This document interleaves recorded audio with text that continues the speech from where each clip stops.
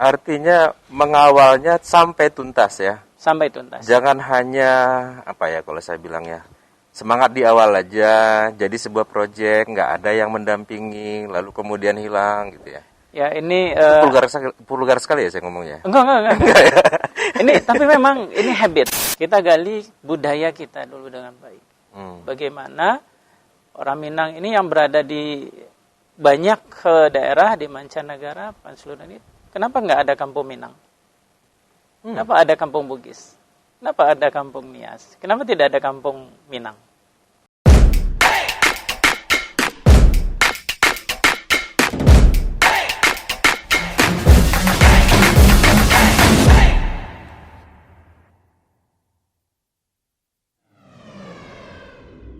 Hai Classy People, kita masih di Manajemen Praktis with Iskandar Z. Lubis, Just Make It Simple.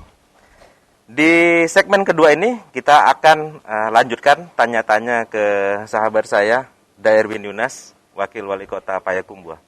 Tapi sebelum ini saya ingin menyampaikan bahwa kami ini ngobrolnya di tempat yang asik banget, cozy sekali ya. Kita di Basco Hotel. Basco Hotel. Ini kita dikasih minuman nih bro. Saya dikasih red and white juice nih. Ini keren nih, semangat Indonesia banget nih. Kita cobain. Itu apa itu bro? Ini Langkisau Sunrise. Langkisau Sunrise. Langkisau ya? Sunrise nih berasa. Serasa di Bukit Langkisau. Oh ya keren ya. Rasa Bukit Langkisau. Mantap. Sorry, saya harus buka dulu nih.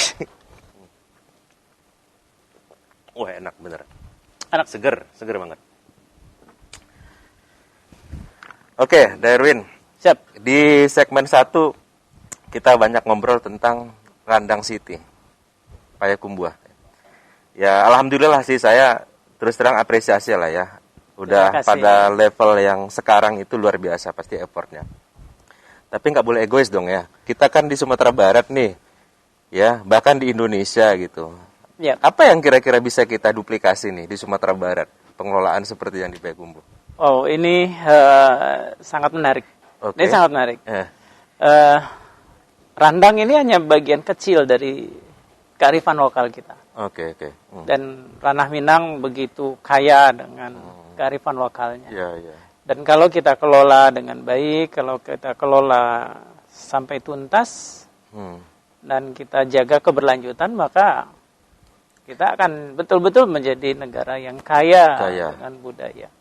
Artinya masih banyak potensi yang kalau saya bilang belum tergarap, kurang pas ya. Mungkin belum optimal tergarap atau bagaimana menurut Daerwin?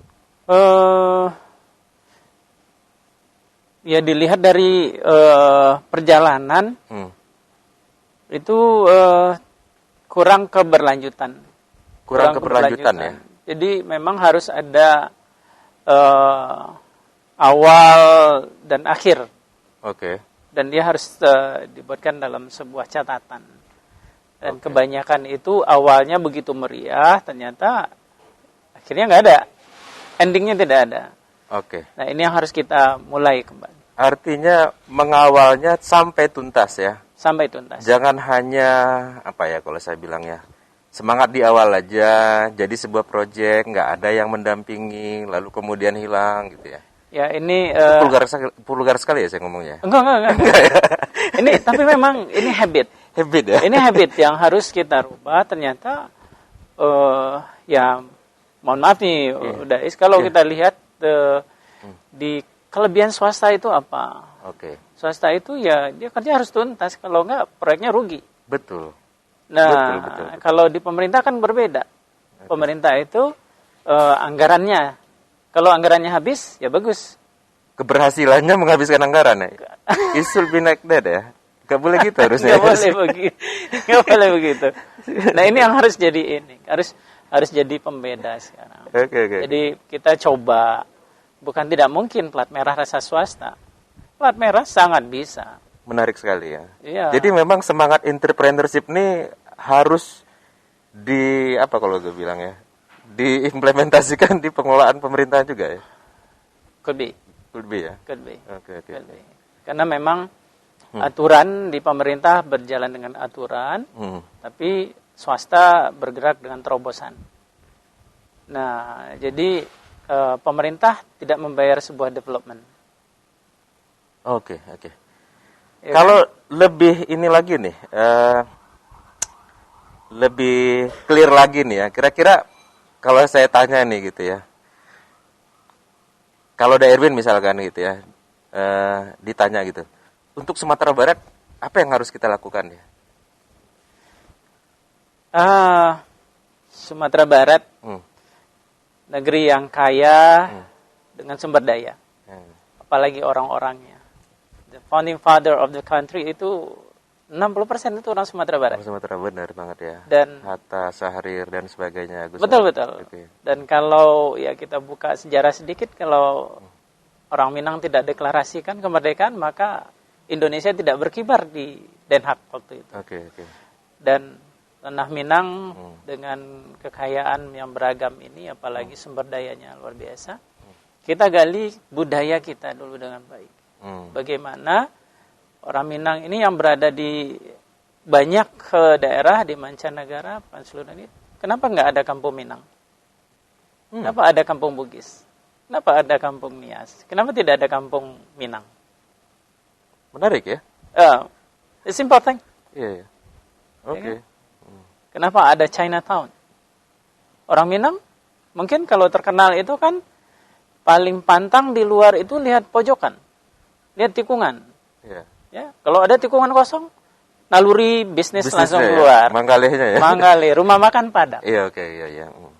Nah, kalau kita lihat yang kekayaan kita yang di Sumatera Barat, ya orang-orang entrepreneur itu sangat banyak di luar, di rantau. Oke. Dan kalau seandainya mereka mau menularkan ilmunya untuk menggarap segala yang ada di ranah Minang, maka kembalilah kejayaan ini.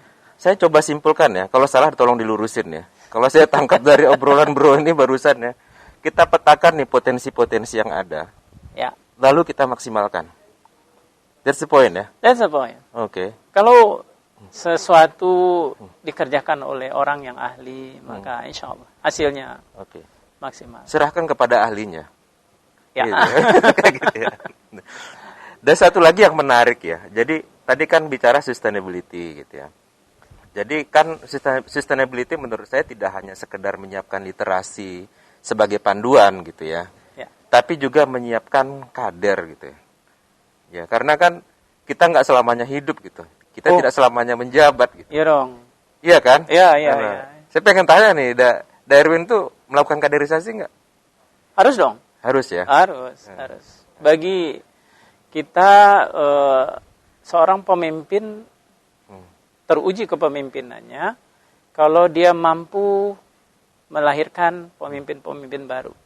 Jadi quote-unquote-nya leader create leaders. Leaders ya? Iya. Dia harus mampu lebih banyak leaders. Betul. Ya. Betul. Itu adalah kunci. Iya ya. Insya Allah eksponensial kali pertumbuhannya ya. Karena seorang leader meng-create beberapa leader gitu. Ya. Harusnya seperti itu ya. Ya. Dan jangan dihitung keberhasilan seseorang itu dia sudah menjadi seorang leader yang hebat. Kalau seandainya dia nggak bisa melahirkan pemimpin-pemimpin baru. Iya. Ini saya ngobrol bebas ya, nggak ada hubungannya dengan politik ya. Nggak ada. Ya? Ini kebetulan belum ganti baju. Oh gitu ya? Belum ganti baju. Nggak, tadi kan ngomongnya masalah pemberdayaan. Ada ngasih contoh nggak sih bahwa pemberdayaan kita belum maksimal? Tadi kan kalau saya tangkap ya bahwa kita petakan potensi-potensi yang ada. Ya kan gitu ya? Iya. Lalu kemudian maksimalkan masing-masing potensi tersebut. Ya, seperti yang kita lakukan di Payakumbuh. Kita memberdayakan dana pemerintah membangun sentra industri. Sentra industri yang ada di Payakumbuh itu bukan yang pertama. Di daerah-daerah lain misalnya sentra industri kakao sudah ada. Sentra industri misalnya Gambir ada. Dan sentra industri lainnya itu dananya sudah puluhan miliar dialokasikan. Kenapa tidak maksimal? Karena memang tidak dikelola dengan baik. Itu potensi kita, Payakumbuh yang kita lakukan di Payakumbuh itu adalah memaksimalkan energi yang ada itu sehingga itu memberikan manfaat yang banyak sesuai Nah, ini keberlanjutan. Ini perlu orang-orang yang punya expertnya di sana. Nah, tanpa dikelola oleh orang yang expert ya tidak mungkin. Oke. Tidak mungkin. Bicara mengenai pemetaan gitu. Aha. Darwin petakan nggak sih staf-stafnya Darwin dan katakanlah pemimpin-pemimpin yang di bawah Darwin itu dipetakan nggak? Kalau yaitu dari pribadi kita mengatakan, tapi keputusan tentu ada di pimpinan. Enggak, saya tadi kan kita bicaranya bagaimana mengimplementasikan entrepreneurship dalam pengelolaan pemerintahan. Ya. Kalau entrepreneurship kan harus begitu. Harus. Kita kan harus petakan nih, siapa yang kompetensinya bagus, attitude-nya bagus, pasti harus kan? Harus. Nah, sehingga kita nggak salah gitu mendelegasikan pekerjaan kepada yang bersangkutan gitu. Ya, terkadang juga dititipkan orang yang tidak pada tempatnya. Bagaimana seorang leader bisa tetap menjaga energi ini, bisa tetap mengelola. Iya. Kadang kita harus dipaksakan menggunakan energi A, sementara kebutuhan kita di B. Nah, ini bagaimana seorang manajer punya trik mengelola energi itu supaya mereka bisa menjadi pendukung. Iya. Saya yakin ya, tantangan terberatnya di situ. Karena berbeda dengan entrepreneur ya. Kita kan seleksi orang nih masuk. Iya. Iya kan, kalau kita punya perusahaan, kita yang nentuin nih siapa yang bisa join sama kita gitu. Iya. Bahkan kalau seandainya tidak perform gitu ya, kita bisa cut misalkan. Pemerintahan kan nggak bisa gitu. Nggak bisa. Kita nggak bisa memberhentikan orang, kita nggak bisa dengan cepat memindahkan orang. Iya. Tapi inilah yang harus kita kelola bagaimana. How to manage people. How to manage people. Jadi kesimpulannya kalau saya tangkap sih lebih berat ya, ngurus pemerintahan ya, daripada perusahaan. Pastilah ya. Waktunya lebih panjang. Waktunya lebih panjang ya. Tapi mungkin, sangat mungkin. Sangat mungkin. Oke, Erwin. Bicara mengenai potensi Sumatera Barat ya. Tadi kan kita singgung bagaimana kita memetakan potensi lalu kemudian memaksimalkannya gitu kan agar bisa memberi manfaat kepada Sumatera Barat. Nah, di samping potensi saya yakin ada juga opportunity ya. Artinya let's say dari kondisi eksternal atau yang akan datang gitu. Ada nggak ada Erwin petakan gitu? Dan bagaimana kita mengambil peluang itu gitu? Ya, kita ada beberapa potensi yang mungkin sangat layak untuk digarap. Oke. Orang Sumatera Barat kan kurang makan hasil laut.